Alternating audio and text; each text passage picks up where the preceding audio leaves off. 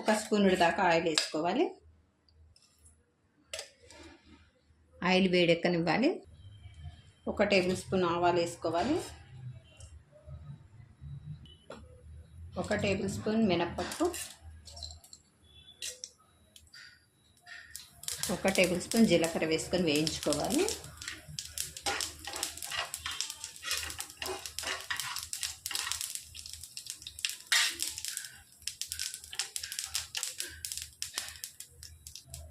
ఇందులోనికి సన్నగా తరిగి పెట్టుకున్న ఉల్లిపాయలు వేసుకొని వేయించుకోవాలి.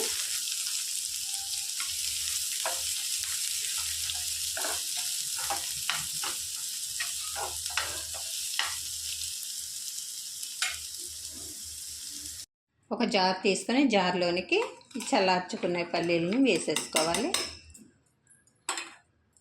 మిక్సీ పట్టేసుకోవాలి. ఒక పచ్చిమిర్చిని కట్ చేసి వేసుకోవాలి. రుచి అనేది బాగుంటుందండి. ఈ విధంగా పట్టేసుకోవాలి. కొద్దిగా వాటర్ వేసుకొని పట్టుకోవాలండి.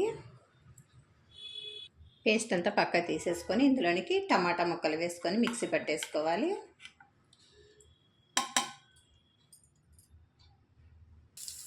కొద్దిగా కరివేపాకు వేసుకొని వేయించుకోవాలి. వాసన అనేది మంచిగా వస్తుంది కరివేపాకు వేసుకోవటం వలన.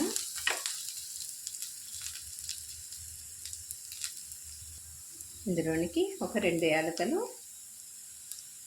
1 ఇంచు చెక్క, 2 లవంగాలు వేసుకొని వేయించుకోవాలి.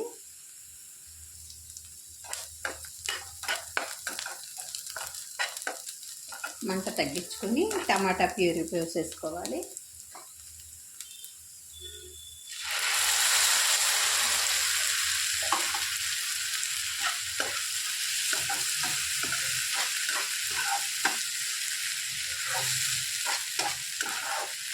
స్లో ఫ్లేమ్లో ఇంటి దగ్గరికి తగ్గించుకోవాలి.